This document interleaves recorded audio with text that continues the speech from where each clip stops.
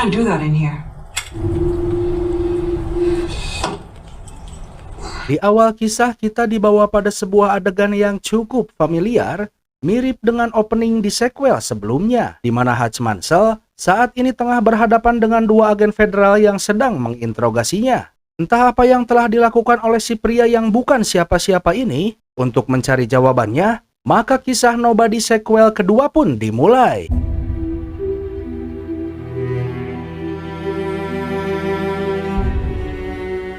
Cerita dimulai dengan 4 tahun setelah sequel pertama. Di rumah barunya, kini Mansell memiliki rutinitas yang berbeda. Diam-diam dia menjalani misi dan kerap kali terlibat kekerasan di setiap misi yang dijalaninya. Entah apa misi yang dijalaninya tersebut, namun di setiap misinya, Mansell selalu menyempatkan diri untuk bertukar pesan dengan Becca, istrinya.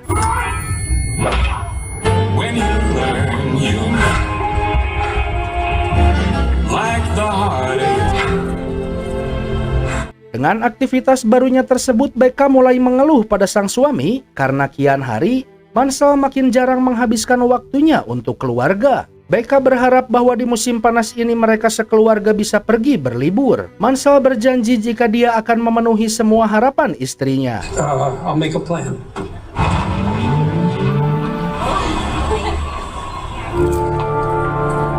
Di siang itu Mansell bertemu dengan pria yang dikenal dengan sebutan Barber. Pria ini adalah orang yang menangani Mansell saat masih bekerja untuk pemerintahan. Dan dari perbincangan ini pula lah terungkap mengapa Mansell kembali menjalankan misi. All the Russians stack of money. Brazilians. Yeah.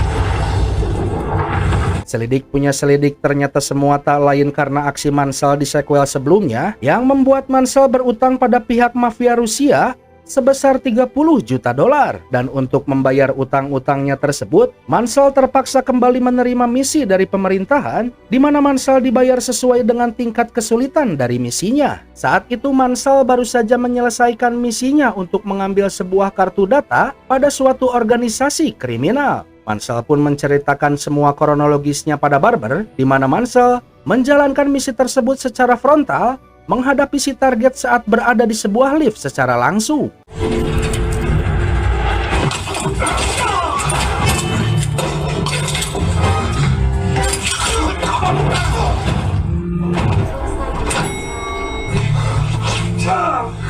Mansell pun meminta bayaran lebih tinggi atas misi tersebut karena tak mudah baginya untuk keluar hidup-hidup dari misi ini. Hingga akhirnya Mansell mendapatkan bayaran sebesar 800.000 dolar yang lantas Barber memberikan sebuah misi selanjutnya untuk Mansell. Namun Mansell pun menolak misi tersebut karena dia ingin rehat sejenak dari segala aksinya, ingin menghabiskan waktunya untuk berlibur bersama keluarganya. Terlebih lagi, di penghujung misinya tadi tanpa sengaja Mansell teringat dengan sebuah destinasi wisata, sebuah lokasi yang sempat Mansell kunjungi di masa kecilnya. Your next mission.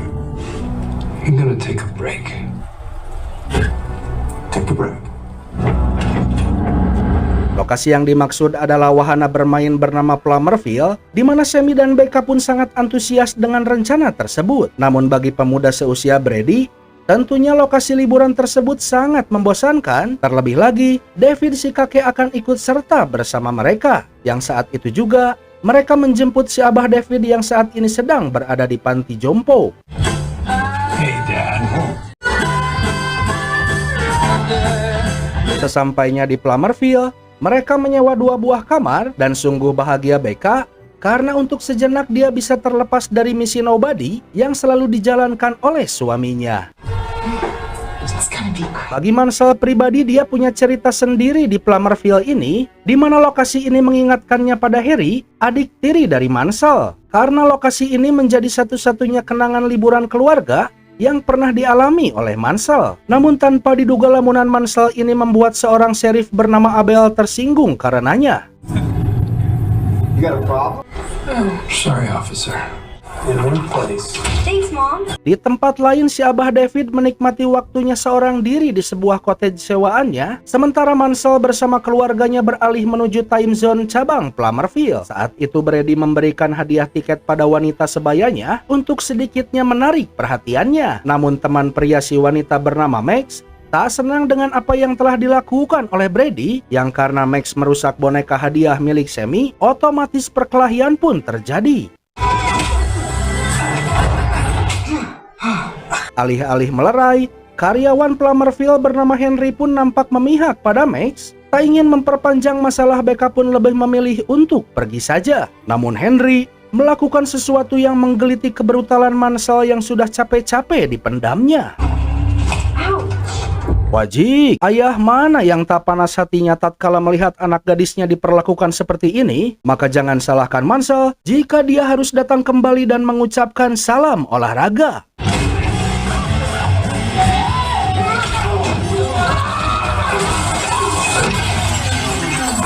Buntutnya, liburan Mansell pun berujung di kantor polisi dan harus bertemu lagi dengan si Abel yang sangat menyebalkan. Mansell pun saat itu sedikit menceramahi Brady, berkata bahwa ada cara yang lebih baik untuk menyelesaikan masalah tanpa perkelahian. Namun Brady meminta sang ayah untuk berkaca karena apa yang telah dilakukan sang ayah lebih buruk lagi, tak kurang dari sebuah pembantaian. Stay cool, but then you go lose your shit.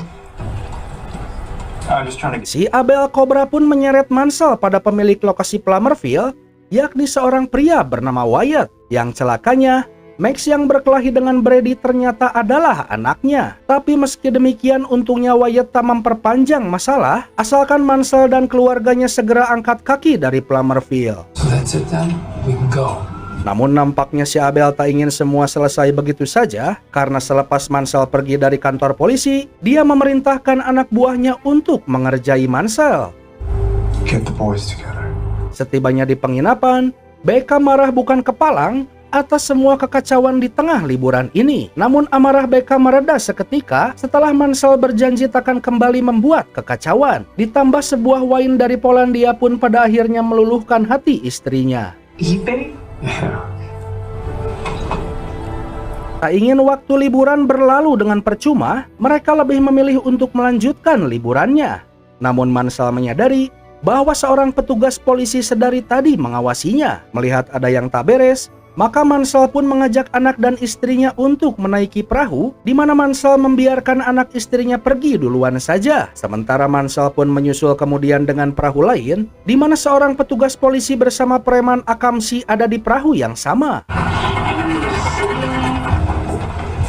Mansell sempat meluruskan bahwa dia hanya ingin menghabiskan waktunya bersama keluarganya tanpa menimbulkan masalah apapun di tempat ini. Namun seorang preman tak sudi untuk mendengarkan penjelasannya.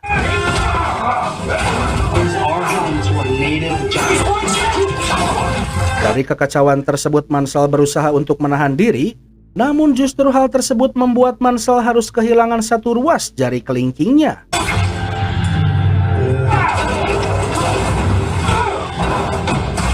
Habis sudah kesabaran Mansell kali ini, dengan basah kuyup Mansell pun kembali ke perahu tersebut, yang lantas dia meledakkan amarahnya.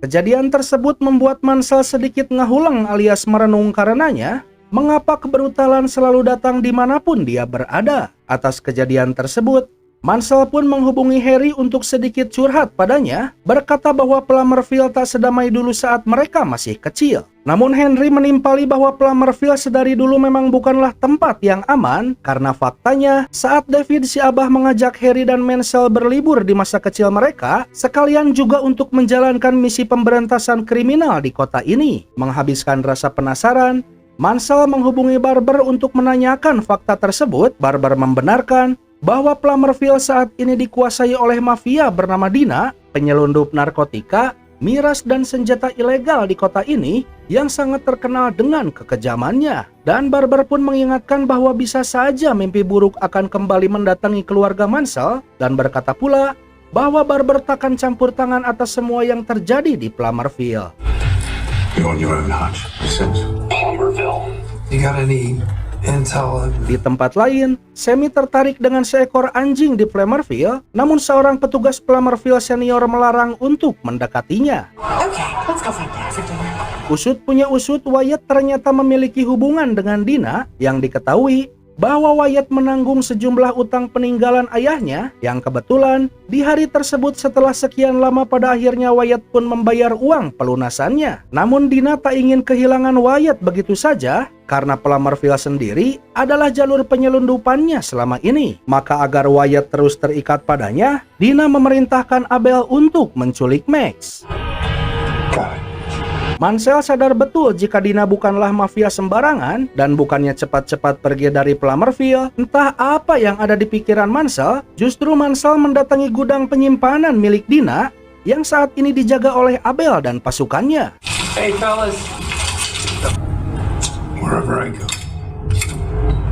Saat itu Mansell membasahi tumpukan uang milik Dina dan mengancam akan membakar uang tersebut jika Abel terus saja mengusik ketenangan keluarganya. Saat hendak berlalu pergi, tanpa sengaja Mansell melihat Max disekap di tempat tersebut sehingga terjadi dilema antara rasa keadilan dan ketenangan keluarganya. Namun pada akhirnya rasa keadilan Mansell lah yang menjadi pemenangnya.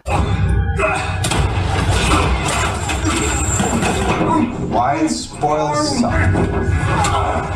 Kepalang tanggung, pada akhirnya Mansell pun meledakkan gudang tersebut, membakar serta pula seluruh uang milik Dina di gudang tersebut.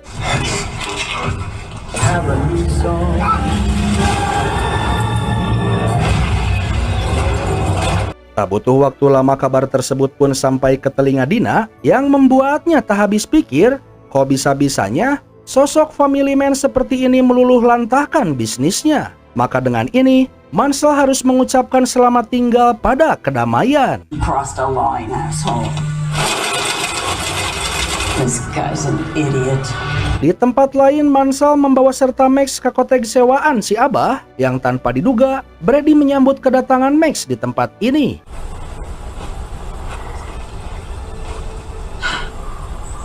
Good. Sementara Becca sendiri merasa kecewa berat karena Mansell tak bisa menepati janjinya untuk jauh dari kebrutalan. Mansell pun meminta maaf pada sang istri dan berkata bahwa mungkin saja berpisah dengan pria seberbahaya dirinya adalah jalan yang terbaik. Mendengar hal tersebut, Becca pun hanya bisa istighfar dalam hatinya.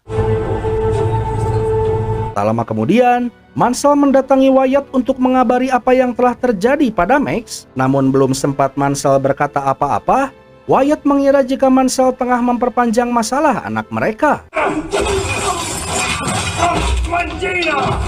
Setelah sedikit kena jotos, nampaknya kepala Wyatt mulai mendingin dan berterima kasih pula pada Mansell karena telah menyelamatkan anaknya. Wyatt tahu betul sekejam apa Dina sesungguhnya, dan Wyatt meyakini bahwa semua takkan berakhir begitu saja karena Dina pastinya akan datang ke tempat ini dalam waktu dekat. Maka saat itu juga Wyatt mengosongkan area Plummerville, menjadikannya sebagai arena pertempuran untuk menyambut kedatangan Dina dan pasukannya. Yang tanpa diduga, Harry pun datang di tempat yang sama, datang untuk kembali memberikan bantuannya pada Mansell.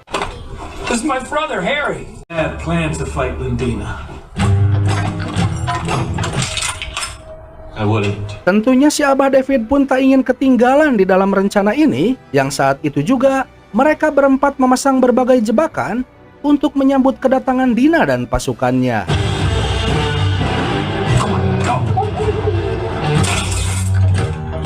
Di cottage sendiri, Becca pun saat ini sedang merenungi semua perkataan suaminya saat mendengar obrolan anak-anaknya, ditambah dengan sebuah senapan bius yang ada di depan matanya. Becca pun pada akhirnya membulatkan tekadnya untuk bergabung dengan suaminya. I'm gonna go for a walk. Malam hari pun tiba diiringi dengan kedatangan Dina di Plummerville. Sebagai pembuka, Abel mendatangi Mansell dan Wyatt, memperingatkan mereka berdua agar menyerah tanpa perlawanan. Karena Wyatt dan Mansell tak mengetahui seberapa mengerikan lawan yang akan mereka hadapi. Namun Mansell dan Wyatt menolak untuk menyerah begitu saja. Sontak saja, Abel memberikan aba-aba pertanda peperangan, akan tetapi wajib, Abel pun ikut serta dihabisi juga. Maka dengan ini pertempuran pun dimulai.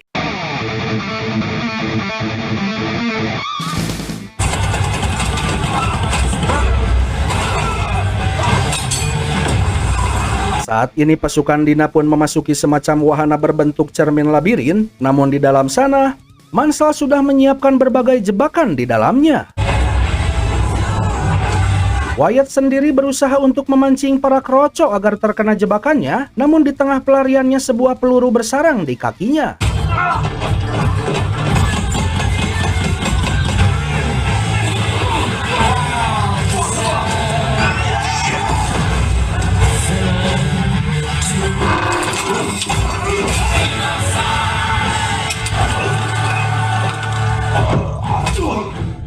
Dan seolah tak ingin kehilangan perannya, si Abah David pun menunjukkan aksinya, sekalipun ujung-ujungnya harus terkena sebuah ledakan juga.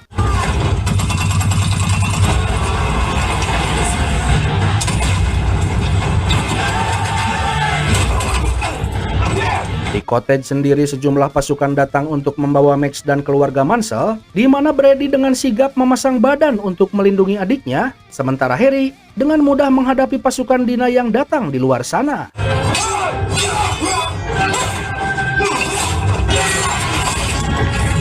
Kembali di Plummerville, Dina dengan percaya diri mulai menampakkan dirinya bersama dengan dua pengawal setianya, di mana kedatangan dua pengawal tersebut membuat Mansell pun kewalahan menghadapinya.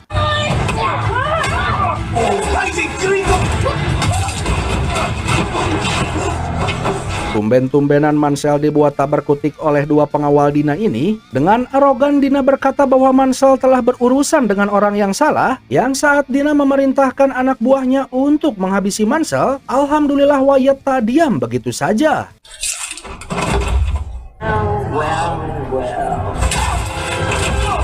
Tak ambil pusing dengan kematian dua pengawalnya, Dina pun hendak melanjutkan kekejamannya. Namun tepat saat itu, Becca datang dengan senapan bius di tangannya.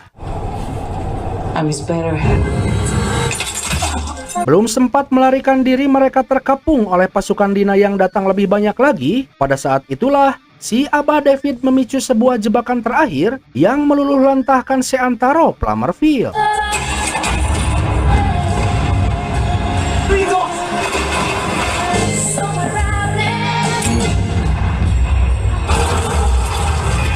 Dan saat Mansell nyaris tenggelam, Becca pun lantas menolongnya. Sebagai jawaban bahwa sebrutal apapun kehidupan suaminya kelak, Becca akan tetap ada di sisinya.